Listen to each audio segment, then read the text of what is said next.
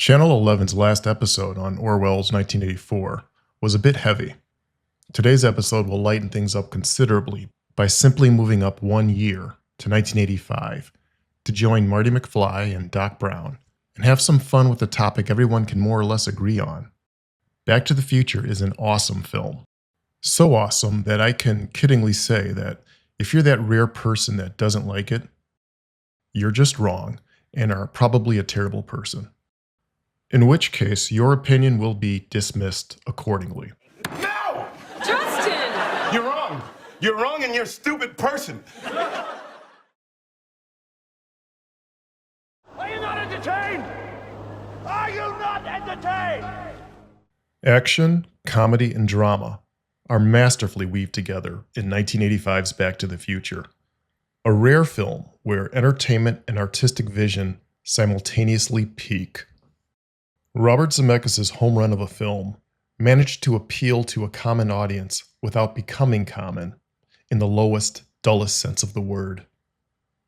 Back to the Future was popular, accessible, and excellent, all at the same time. It's a smart film that anyone can enjoy. So smart, in fact, that perhaps because of its genre, wasn't taken seriously by the Motion Picture Academy. Still, it was so undeniably good, it forced itself to be recognized. But that recognition was predictably relegated to the reductive status reserved for sci-fi, animation, and action-adventure films.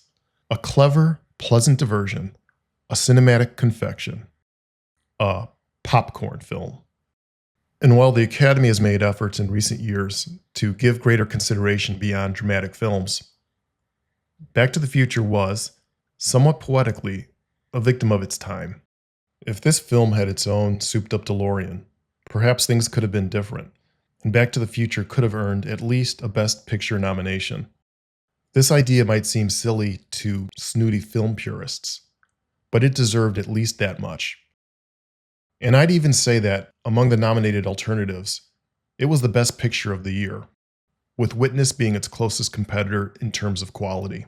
With exception to a well-deserved Oscar nomination for writing, now called Best Original Screenplay, the Academy limited Back to the Future to technical secondary awards, a typical move for the Academy, one that seems designed to allow non-traditional, non-dramatic films to earn some recognition, but without allowing them to encroach on the territory reserved for more serious cinematic fare.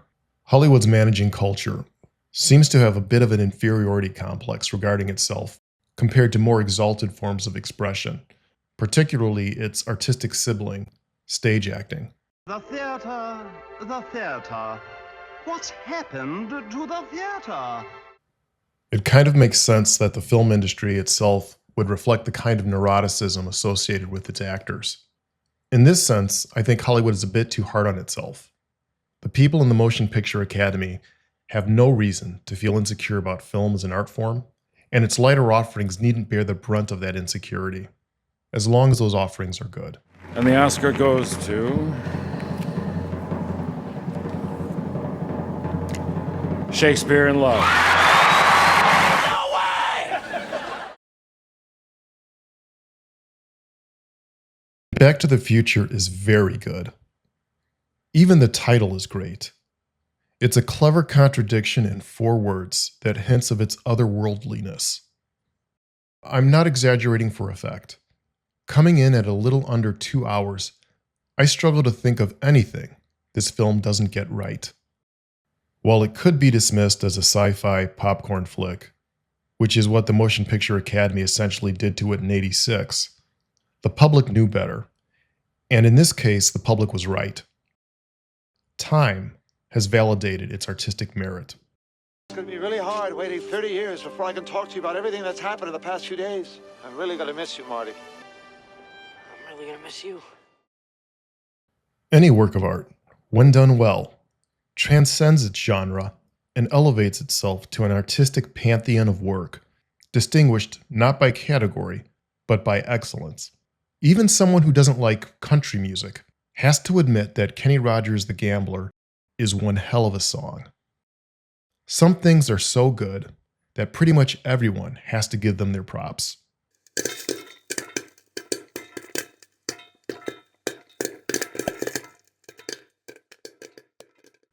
Restating the opening point. Back to the Future just does a lot of stuff really well. It's a magical, high-stakes action sci-fi dramedy, and not one element is neglected or succeeds at the expense of another. Original, clever scripts like this are rare, and when they're well executed, become classics. Praise must go to writer-director Robert Zemeckis and co-writer-co-producer Bob Gale. And here are 7 things that make it great. We're not splitting the atom here, but there will be some real fun, interesting nuggets to look at and consider. Reasons! The reasons Back to the Future is an awesome film. 7 reasons why you should see the film. We've already went over the first point. The second point is just as important. It applies not only to this film, but all films that have plot-dependent sequels, which could be a subject of its own video. I won't belabor the point. This is the only Back to the Future film that can stand firmly on its own.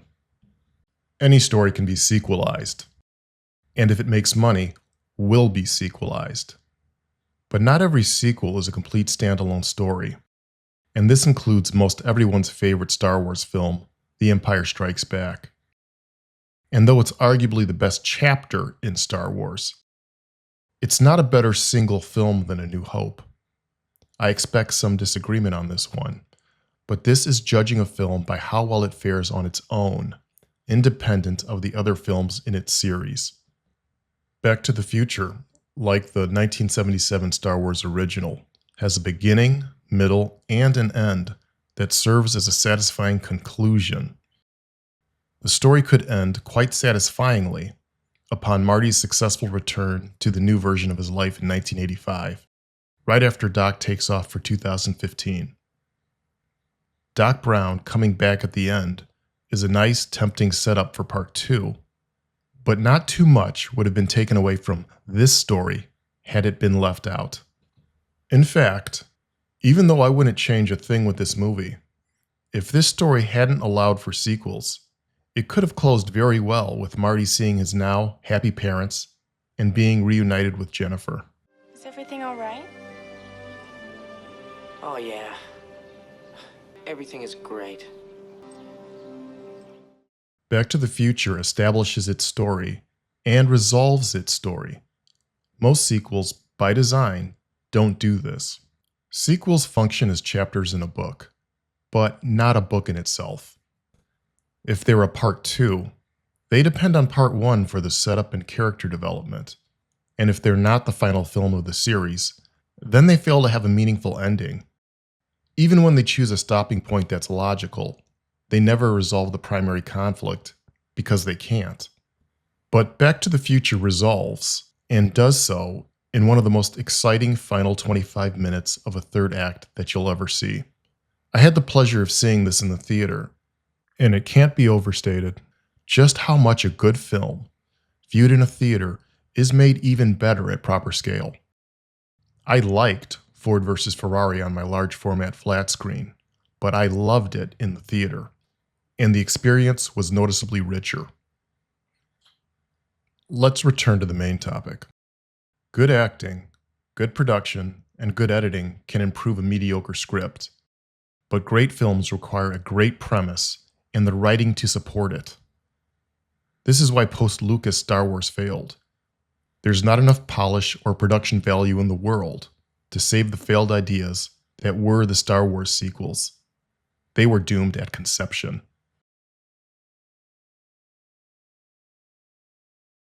At the heart of Back to the Future is the inextricable relationship between choices and consequences in time. If Marty cannot convince Doc Brown that he's from the future and not crazy, then Marty will never get back to 1985 to see his family again. If Marty can't get his uber-passive father to stand up for himself and win the affection of Lorraine, then there's no point to Marty even trying to get home, because he'll cease to exist. And if Marty doesn't warn Doc about the arms dealers he'll cross in 30 years, then Doc goes bye-bye, and Marty will have to suffer the guilt of having withheld a life-saving secret. These points are merely to highlight how drama was baked into the script, and how high the stakes are in this supposedly silly popcorn film. If this isn't drama, I don't know what qualifies. These are life and death matters after all, and I fail to see how they're any less poignant because they happen to be in a film that's also light on its feet and funny. The seamless tonal transition of Back to the Future scenes and moments, silly and serious, never make it feel disjointed. The magic in this film is in the sequencing and editing, which allows Back to the Future to have a singular, eclectic identity. Which is impressive, because in terms of plot, there's even more to discuss. Without getting too far into the weeds, or in this case, barn, here's a quick refresher. Marty inadvertently ends up back in 1955 after getting in the time-traveling car to evade the men who just killed Emmett Brown, aka Doc, for double-crossing them in a deal he made for some plutonium. Marty's smart, but he's no physicist, and needs Emmett to devise a way to get him home in the DeLorean that's now out of the plutonium it needs to work again. Doc's solution is clever, and by extension, so is the screenwriting, because it simultaneously accomplishes two things for this story. One, it gives Marty and the audience a fantastic but plausible enough technical solution. Two, it uses the byproduct of time travel itself, in this case, knowledge of future events, to provide that solution. And the solution makes for a tense, visually stunning finale and requires the impeccable timing of the plot and characters. It's a f***ing brilliant solve for the story and the audience. One important side note, this film handles exposition exceptionally well. It uses Doc's enthusiasm and passion as an excuse to explain to Marty, and to us, how everything works. You might have come across a passionate teacher or two in your time, a kind of geeky oversharer. Because we believe that Doc cares, we believe he is sincerely volunteering all of this techno jargon for Marty's sake. But the story enjoys the benefits of delivering it to the viewer without missing a beat. Need I restate how natural this sounds? Does it run like on regular unleaded gasoline? No, it requires something with a little more kick. Are you telling me that this sucker is nuclear? This sucker's electrical, but I need a nuclear reaction to generate the 1.21 gigawatts of electricity I need. How many films have we seen that attempted to use a version of this approach and have failed miserably? The answer? Plenty. So there's no need to waste time with an example. But they are rightfully called exposition dumps, because they're usually shitty. If exposition was easy, everyone would do it well. But everyone won't, because you have to write a plot in a way that accounts for the exposition beforehand. This means planning, and planning is hard. But Back to the Future planned, and planned well, and you can tell by watching. Getting back to the plot, Back to the Future illustrates the importance of decisions made and not made, roads taken and not taken.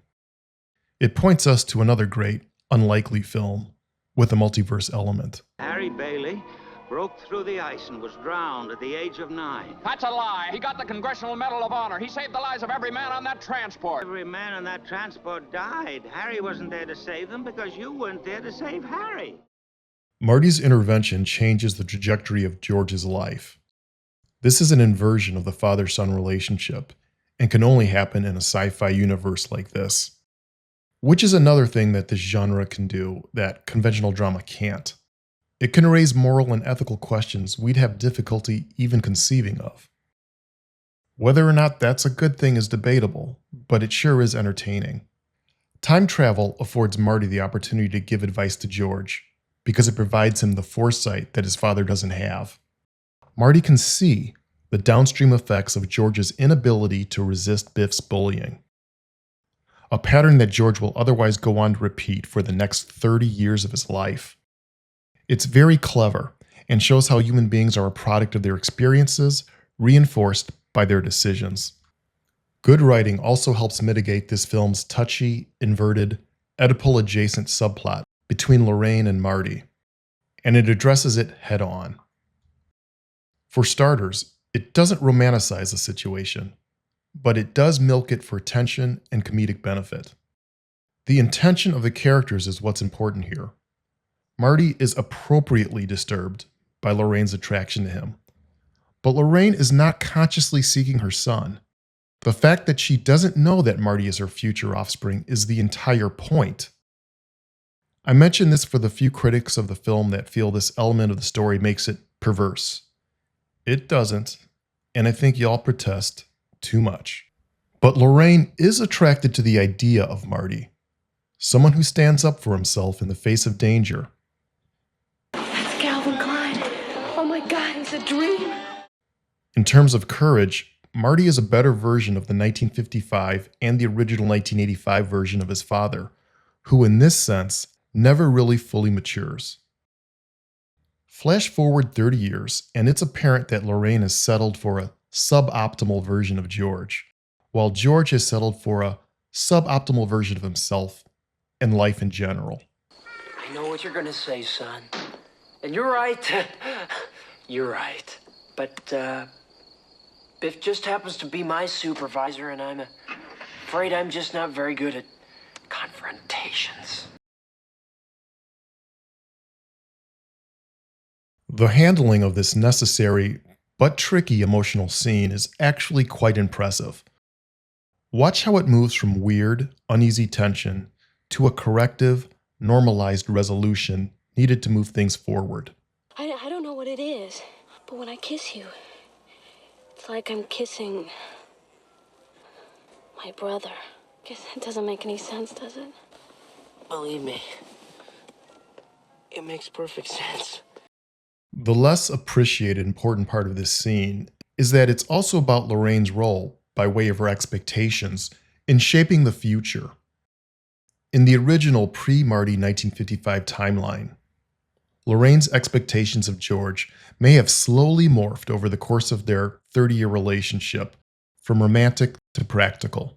What about George? George McFly? He's kind of cute and all, but I think a man should be strong. So he can stand up for himself and protect the woman he loves. In telling how they originally got together, Lorraine confesses that her initial instinct towards George was one of pity, almost maternal.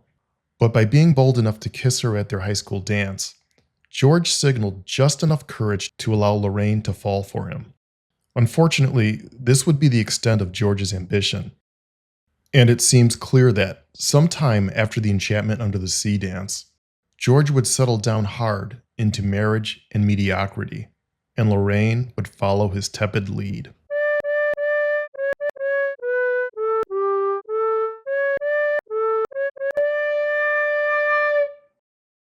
But in the modified timeline, and only due to Marty's interference, Lorraine gets to maintain her idealized desires while projecting them onto George, who will this time rise to the occasion and forever become a better man because of it. Returning to the reasons this movie is great, point 4 will be quick. This movie looked and still looks great, and celluloid still rules. This was 1985, so we're talking about Hollywood sets, practical effects, and stunts. Little to no CGI as we know it, and the kind of capable camera work that believes in what it's showing you. The composition, blocking, all that good stuff that you know about, were all taken care of. This is what audiences could expect to see in a major studio production back then, and for many years after that, before blue screens and bokeh got a bit out of hand. There's nothing too gimmicky in terms of cinematography, as far as I can tell, because gimmicks aren't needed when you have things right. Not that there's anything inherently wrong with gimmicks, of course. The 1950s fictional Hill Valley is a place we wanted to visit and see. And we didn't want to get the kind of useless, over-the-top, shallow depth of field shots that you see in films that look like they have something to hide. I want to see the shops, buildings, and clock tower in the background of these compositions. They don't have to be tack sharp, but I want to see the edges of the neon signs, not just a blurry glow. When a filmmaker conceives of a town or world and wants to take me there, I appreciate when most of the shots don't seem like I'm peering through a lens covered in mineral oil. And when it comes to the music, I only need about 8 seconds of Alan Silvestri's score to prove my point.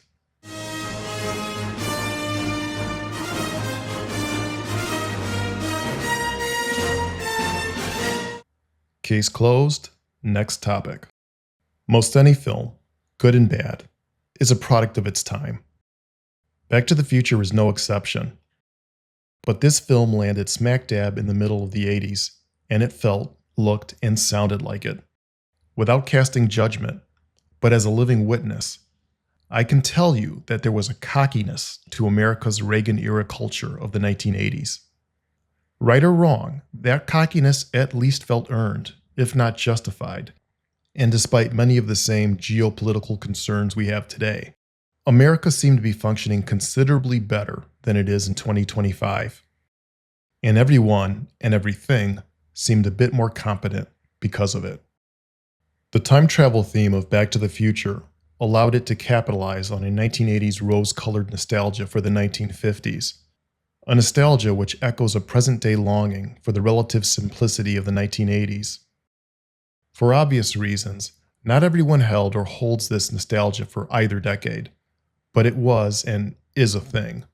In terms of fond recollections, you could say that the 1950s were to the 1980s what the 1980s were to the 21st century, and for very practical reasons.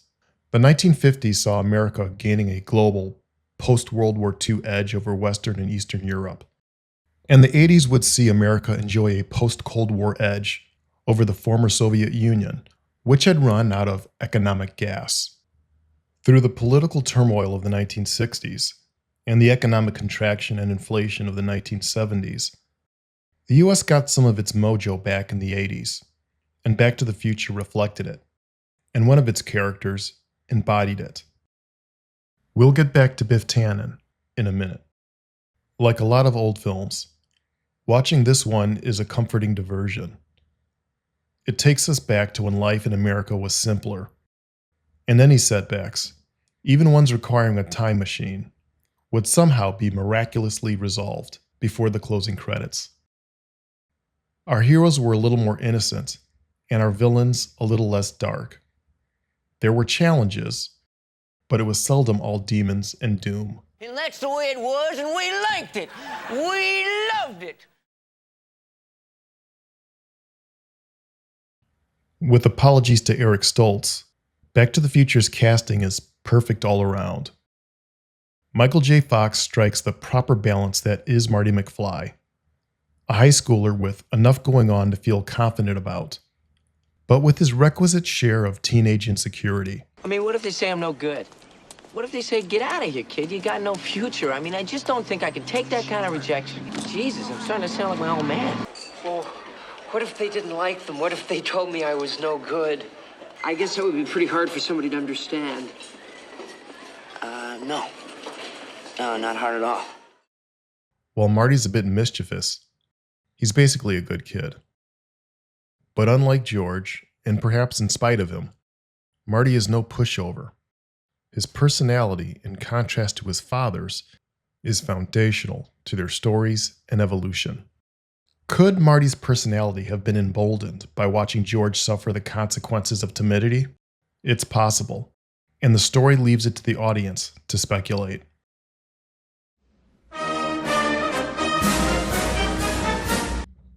Speaking of speculation, I'm not going to get too deep into color and symbolism for this video, but you might want to take note of how often Marty, as well as the other characters, are dressed in some combination of red, white, and blue, in conjunction with black or gray, pretty much throughout the entire film.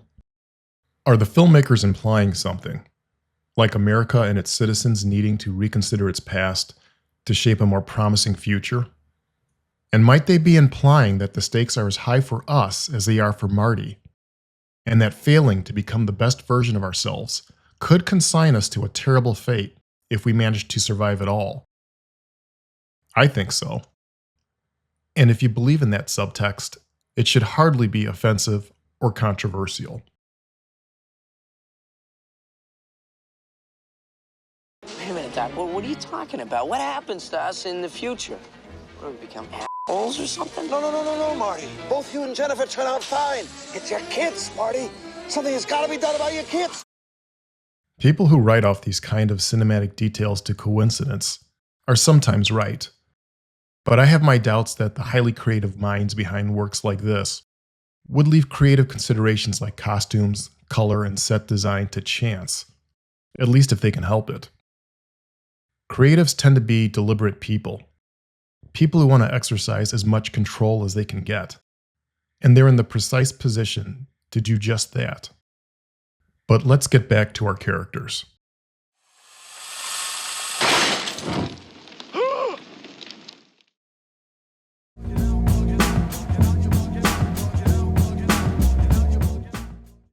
Before Back to the Future, Christopher Lloyd was probably best known as Jim, a drug-wasted cab driver from the TV sitcom Taxi.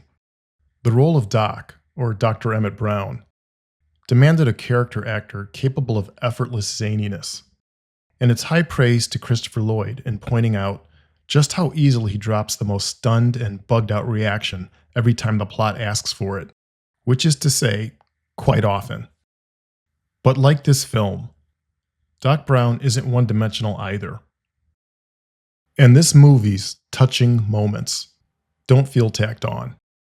They feel integral and sincere, and they take this film a step beyond comedy. This works because we like Doc, and we like Marty, and because their writing and portrayal earns these characters our approval. Hey, you, get your damn hands off her. You really think I ought to swear? George's character borders on caricature, and he manages to be even sillier than Doc because of his emotionally arrested state, a state which is explained and made narratively logical when Marty travels back to his father's adolescence. George's silliness is used for its share of laughs, but it's not unconsidered or unearned. Also, in order to serve the plot, George's silliness needs to scale in proportion to Biff, his workplace supervisor and spiritual rival, who also borders on caricature. Biff just happens to be my supervisor, and I'm afraid I'm just not very good at confrontations. Glover's performance adds to Back to the Future's silly, flexible backbone. I'm George McFly. I'm your density. And given that this is, among other things, a comedy, I see no reason to penalize this film for being intentionally light and adding a double stuff layer of levity through character. Hey, you, get your damn hands off her. You really think I ought to swear? But again, don't let this film's levity fool you. It's saying more than it lets on. We know that the version of George that the film introduces us to is stuck in neutral. But notice how the filmmakers reflect that with wardrobe. He's even dressed in neutrals. The adult 1985 version of George McFly looks like a transplant from the 1950s because George is in a holding pattern with no time machine or sufficient will of his own. Although it's overused, the term NPC definitely applies here. I'm telling you, George, if you do not ask Lorraine to that dance, I'm going to regret it for the rest of my life. What I love about this is how George's plight must be resolved through his son's intervention. That's why we got to show her that you, George McFly, are a fighter. You're somebody who's going to stand up for yourself. Yeah, but I've never picked a fight in my entire life. Look, you're not going to be picking a fight, Dad. Daddy-o. You're coming to a rescue, right? What starts with Marty's justified, selfish need to return home quickly develops into heartfelt concern and greater appreciation for his father's particular challenge. Oh, you make it sound so easy. I wish I wasn't so scared. George, there's nothing to be scared of. All it takes is a little self-confidence. If you put your mind to it, you can accomplish anything. Sure, this isn't Star Wars, but this is a variation of that theme, a father's redemption via his son. So just call him Marty Skywalker, or Calvin Skywalker, if you catch the reference. Marty's intervention works, and in the updated 1985 timeline, George and Lorraine are happier and more satisfied with life. George is considerably more confident, and has pursued a career aligned with his passion and talent. And check out his appearance and updated getup. No longer stuck in the past, George is no longer a dork, and now wears a red shirt, reflecting his new assertiveness. Biff, on the other hand, circumstance in life has happened to him as well. His green tracksuit could be a way of communicating how the revised circumstances created by George's assertiveness have restrained Biff's aggressive tendencies. At heart, Biff still has a bully inside that wants to take shortcuts. But he's now made to submit, and all because George refused to be the victim of Biff and life for the next 30 years.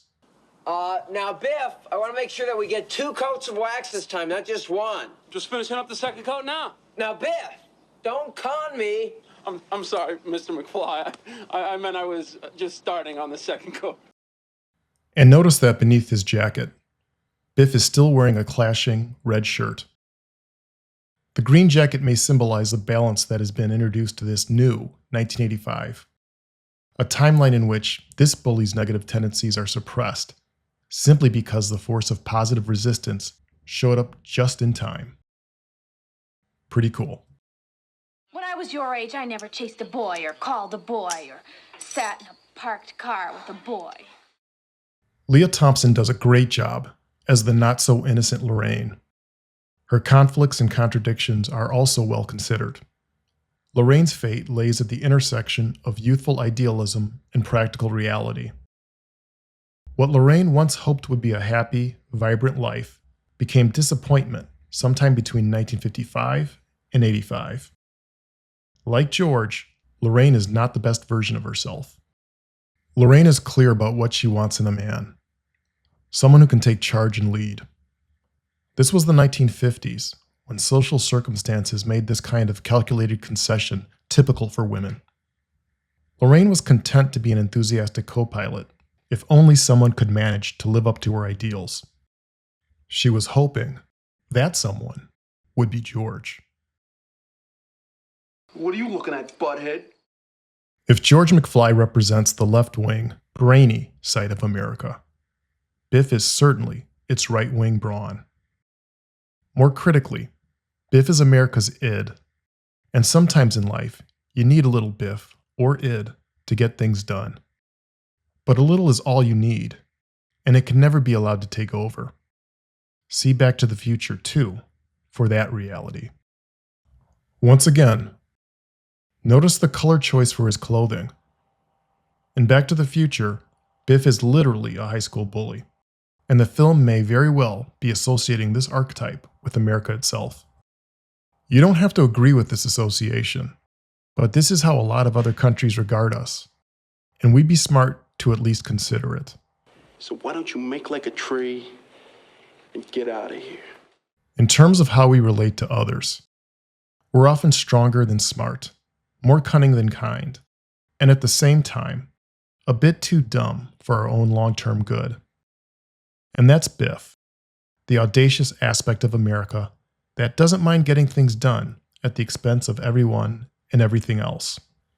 When we first see Biff, he's wearing a tacky combination of a blue blazer with a red shirt, with even tackier red, white, and blue plaid golf pants. Let's have a little fun and speculate further. In the case of Biff, the bold red shirt on the inside might indicate his aggressive edge, while his blue jacket is a figurative and literal cover for a phony, agreeable facade of an office working man. At work, Biff is an imposter. Since we know that Biff is having George write his work reports for him, this look is consistent with who he really is as a working adult.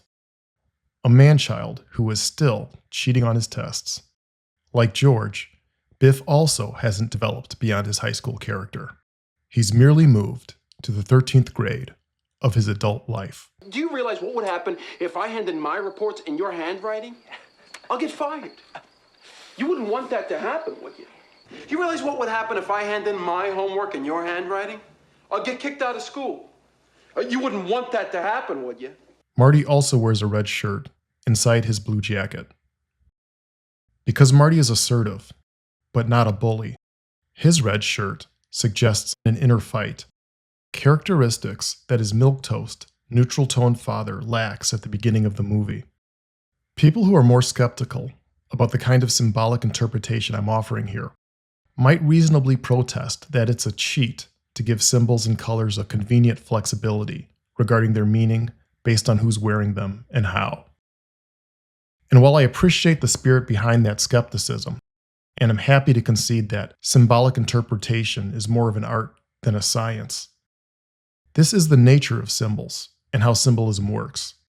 If you spot a carpenter, dressed like a carpenter, crossing the street with a hammer in his hand, that hammer has a different meaning than a hammer in the hand of a man wearing a black ski mask. Symbolism requires context and is of little analytical accuracy and value without it. Any unwillingness or inability to integrate context affects our capacity to recognize patterns and extract meaning and value from them. Any film as good as Back to the Future that's earned its superlatives makes describing the acting in it as simply quite good seem like a backhanded compliment in comparison. It's not, and I don't intend to be dismissive here. In a decent film, good acting is sufficient. But in a great film, good acting leaves enough space for it to remain great. Good ensemble acting is more than good enough. It's essential in order to avoid undermining its greatness. This is when a hit song is made by the sum of its parts and not an indulgent solo. While the performances in Back to the Future are not Oscar-worthy, they are comedically and cohesively sound. And what's wrong with that? And why is dramatic acting so consistently regarded above comedic acting, when being serious is arguably easier than being funny? So many movies start off strong and can't close the deal. Disappointing closers vastly outnumber satisfying ones. I think we can all agree on that. So when we find a movie that lives up to the promise of the first two-thirds that precedes its final act, we know we have a potential classic in the making. For this rare treat of a film, so many things come together perfectly for the finale. Drama, suspense, action, acting, music, special effects. Not one element disappoints.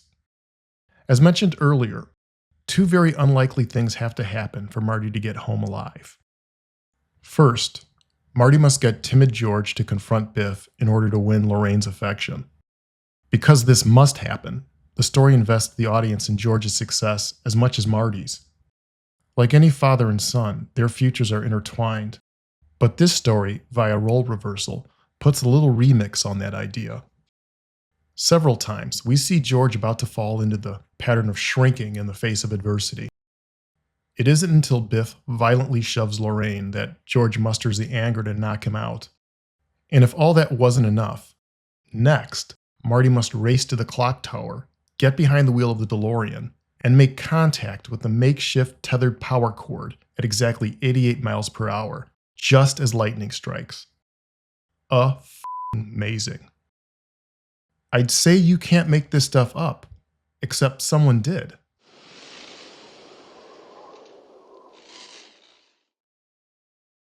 Some interesting things occur to you when you're writing, and the term power chord that I just used 2 sentences ago made me realize another cool detail about this film that I didn't notice until writing this.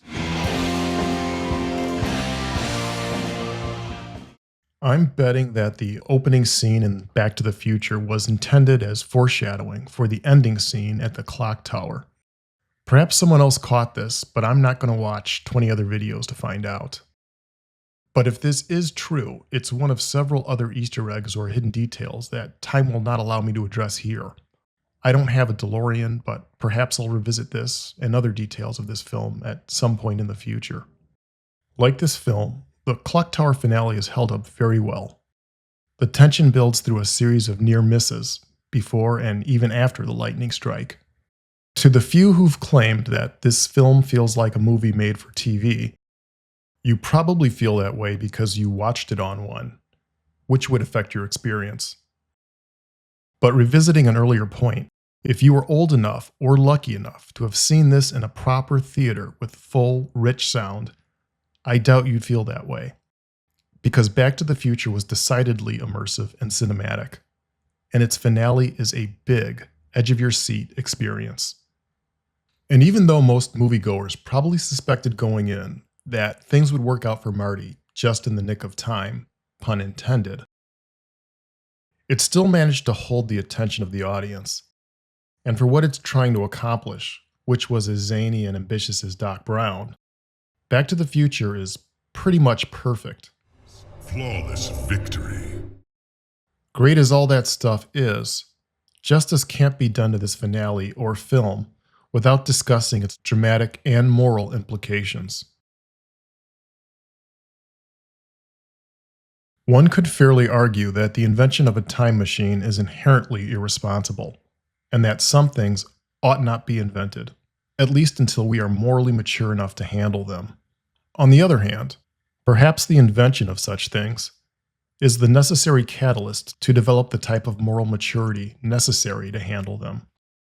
Sometimes it seems like our choices are somewhere between dull or treacherous, and a good case can be made for both. Should civilization go Amish or outer space? That's a big idea, a little too big to address here. But that's just perfect for an Amish like me. You know I shun fancy things like electricity. What we can do is look at how our characters behave in the face of the situations they've influenced and are influenced by. It isn't until 1985 that technology allows Doc to realize his 30-year conception for time travel. Accepting the fact that Doc has brought to life a potentially devastating invention, how does he proceed in light of it? Boldly, perhaps somewhat foolishly, but also, to his credit, as carefully as he can. It's certainly not his intention to do harm. And while intentions are not a moral get-out-of-jail-free card, they do matter. Doc's not a morally pure character, because human ambition seldom can be. But in the face of his ambition, we see him attempt to do the right things and contain the chaos that his invention will most certainly create. Doc's efforts in consideration of consequences provides Back to the Future a lot of its craziness and drama, plus some teachable moments for Marty. And Doc's repeated warnings to avoid influencing future events serve as additional examples of well-written exposition, this time relating to Doc's moral code. You must not leave this house. You must not see anybody or talk to anybody. Anything you do could have serious repercussions on future events. Do you understand?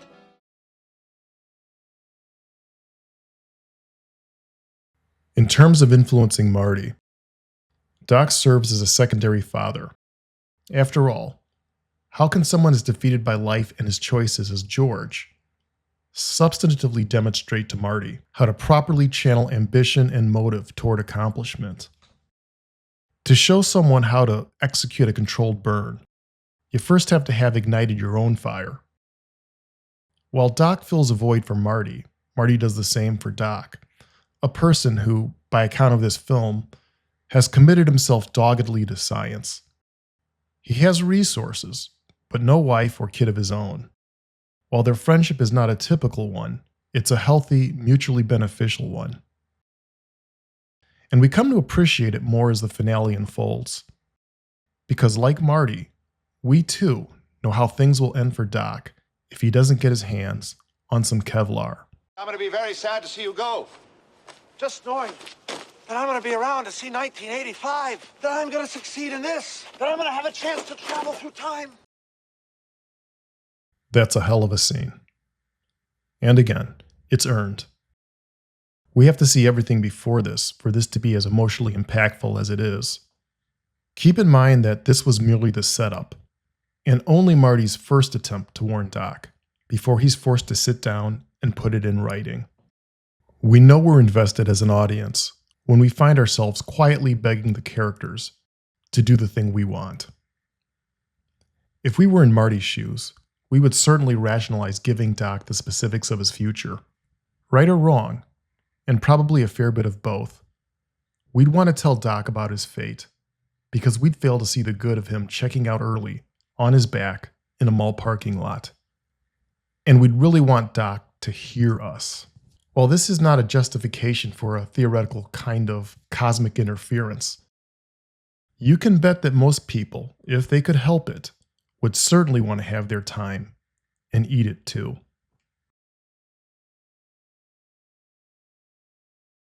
The situation is still tenuous. Marty's hopes remain pinned on George following through on his part, not only to win Lorraine's respect, but to maintain her affection throughout the night. For Marty's timeline and lifeline to remain sufficiently intact, beating Biff isn't enough. George still has to seal the deal with Lorraine. But since he already took possibly the first bold step in his life, George, our new co-hero, now finds it easier to take the second. All right, George, we see you. Before Marty has to get to the clock tower, we're treated to a funny scene that only a time-traveling plot could give us. Generation gaps are always fun to look at, and this moment gives the movie a little relief before things ramp up again.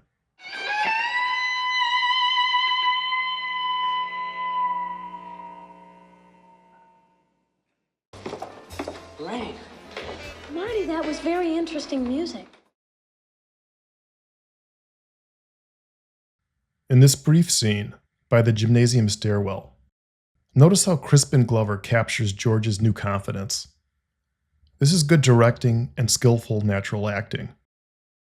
McFly is a little bit cooler, and now stands a little bit taller. Emma Thompson is funny and also subtly great in this moment. George and Lorraine already look like a married couple, and the audience knows that at least this part of the mission has been accomplished. It's a nice touch. Check out George's mature, confessional tone as he thanks Marty. Oh, Marty, I want to thank you for all your good advice. I'll never forget it. Right, George. Well, good luck, you guys. George has literally grown up in the span of a few dramatic minutes, and somehow it's totally convincing. We notice that the film and character's tonal gear has shifted, but we don't feel the jerk of a shoddy editor or lazy director who can't drive stick. In the hands of amateurs, this film could have easily felt disjointed. Confident that his future is secure with George and Lorraine, the race is on. And Doc is just as anxious for Marty to arrive as we are. Doc goes over the final step for Marty's trip back, and Marty slips him the letter about his future. Once more, Doc refuses to hear Marty's revelation and makes a final proclamation about this kind of meddling. What's the meaning of this? We'll find out in 30 years. It's about the future, isn't it? It's information about the future. I refuse to accept the responsibility. But Doc, and especially Marty, don't have time to worry about the future. They have their hands filled with the present. And just when you think things can't get any tighter, a loose branch and Stormwind complicate matters further. The sequence of Doc attempting to reconnect the untethered power line in time for Marty's exit launch is well cut and conceived. It's a fantastically tense, straightforward scene, while the practical and special effects are solid. It's the substance behind the situation that makes it work.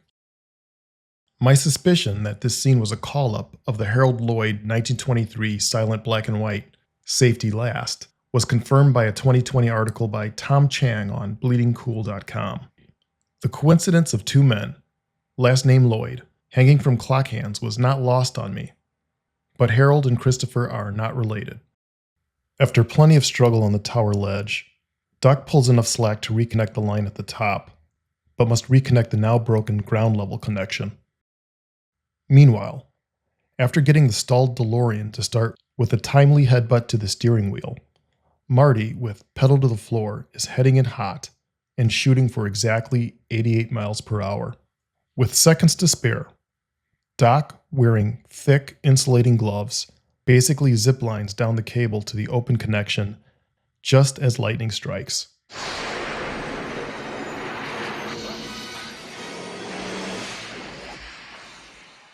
And Emmett's expression here reflects the delight of the audience, at least the folks that allowed themselves to get carried away on this ride.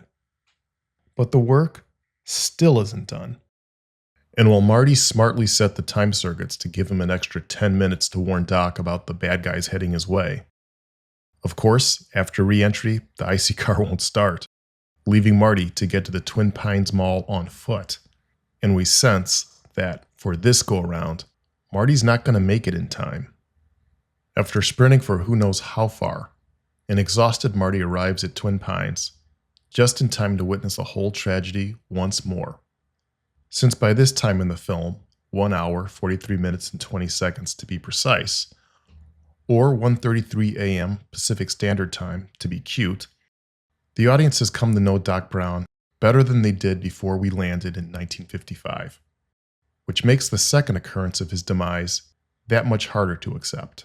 In about 30 years? I hope so. Don't worry!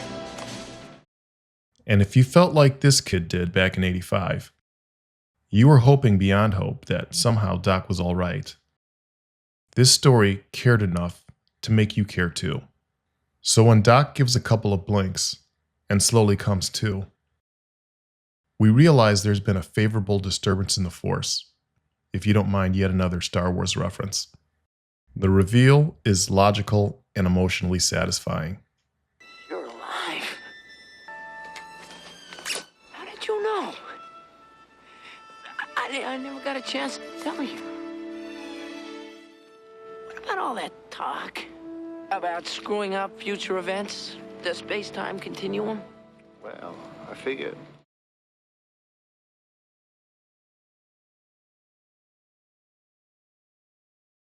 There's an important scene where we learn that 1955 Doc has an inkling of the trouble awaiting him in 1985. It's when Marty walks in on Doc watching the video footage of his trial time travel run.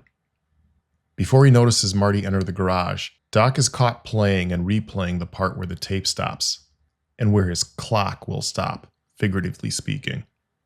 It's reasonable to assume that the man smart enough to build a time machine is also smart enough to understand what the footage implies, with or without help from Marty. Since Doc has already sniffed the truth, with each and every unsuccessful emotional attempt from Marty to share the specifics, he moves Doc's suspicions closer to certainty. Going by his own hypothesis, Doc might suspect that his suspicions are themselves a sufficient enough change to the space-time continuum, and that everything else is a wash. If we apply the butterfly effect of chaos theory to Doc's dilemma, we concede that time travel itself is a disruptive, transformative occurrence. In other words, there's nothing Doc Brown can do in time or time travel that will not impact the future, and in a somewhat unpredictable manner. It then reduces to a question of quantity and quality of change, which brings us back to the familiar ground of value judgments and responsibility. Time travel, if possible, doesn't eliminate action and reaction. That's the reality we have now. But time travel does change the nature and magnitude of it. Cause and effect are still in play, but effects are now potentially impermanent. Back to the Future feeds us scenes that show Doc reacting to the happenings around him, like an out-of-control experiment unfolding before his eyes, which it is. And at times, we witness Doc figuring out that the kind of time travel he's created is necessarily disruptive. Maybe at some point or points during Marty's visit, Doc comes to appreciate that once the Pandora's box of time travel has been opened, all that can be done is to make the most responsible choices, but to realize that even a choice to do nothing is also a choice with consequences that may not be so easy to determine. The second time Marty reunites with Doc at the mall, Doc has had 30 years to consider the consequences, and perhaps the folly in believing that doing nothing, particularly in an already modified timeline, is automatically better than doing something. Was returning to the scene with a bulletproof vest a selfish choice? Definitely. Was it strictly selfish, or even destructive? That's harder to say, and makes for great conversation. But when Doc utters these words, Well, I figured. What the hell? it makes perfect sense.